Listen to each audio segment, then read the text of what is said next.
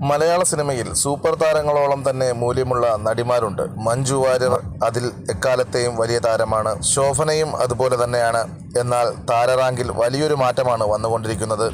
തുടർച്ചയായ ഹിറ്റുകൾ നേടി യുവനടിമാർ മുന്നിലേക്ക് വന്നുകൊണ്ടിരിക്കുന്നു. ഓർമാക്സ് മീഡിയയുടെ ലിസ്റ്റിൽ വലിയൊരു മാറ്റമാണ് ജൂൺ മാസത്തിൽ വന്നിരിക്കുന്നത്. മഞ്ജു വാര്യരുടെ ഒന്നാം സ്ഥാനം ഇപ്പോൾ നഷ്ടമായിരിക്കുന്നു. ഓർമാക്സ് മീഡിയയുടെ ജനപ്രീതി നേടിയ നടിമാരുടെ ലിസ്റ്റിൽ ഒന്നാം സ്ഥാനം മഞ്ജു വാര്യർക്കായിരുന്നു. അതിൽ ഇപ്പോൾ വലിയ മാറ്റമാണ് വന്നിരിക്കുന്നത്. യുവനടിമാർ മഞ്ജുവിൽ നിന്നും ആ പട്ടം സ്വന്തമാക്കിയിരിക്കുകയാണ്. ഇപ്പോൾ ജനപ്രീതിയിൽ ഒന്നാം സ്ഥാനം എത്തിയിരിക്കുന്നത് മമിത ബൈജു ആണ്.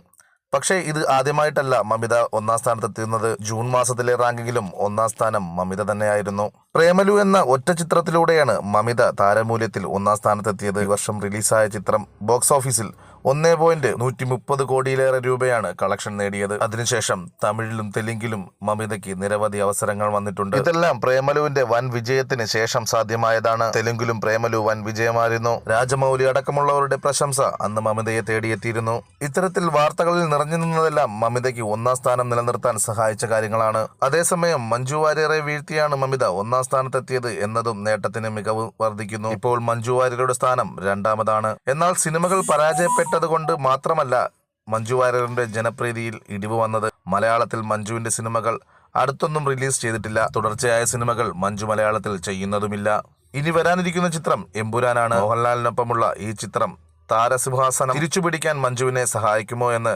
കണ്ടറിയാം. അതുപോലെ തന്നെ തമിഴിൽ രജനീകാന്തിനൊപ്പം വേട്ടയ്യനും വരാനുണ്ട്. അതേസമയം മൂന്നാം സ്ഥാനത്തിലും വമ്പൻ മാറ്റമുണ്ട്. അവിടേക്ക് ഒരു യുവതാരമാണ് എത്തിയിരിക്കുന്നത്. അനശ്വര രാജനാണ് മൂന്നാം സ്ഥാനം കരസ്ഥമാക്കിയിരിക്കുന്നത്. ഇതുപോലുള്ള കൂടുതൽ video tips and news Malayalam എന്ന ഈ ചാനൽ സബ്സ്ക്രൈബ് ചെയ്ത് ബെൽ ഐക്കൺ എനേബിൾ ചെയ്യൂ.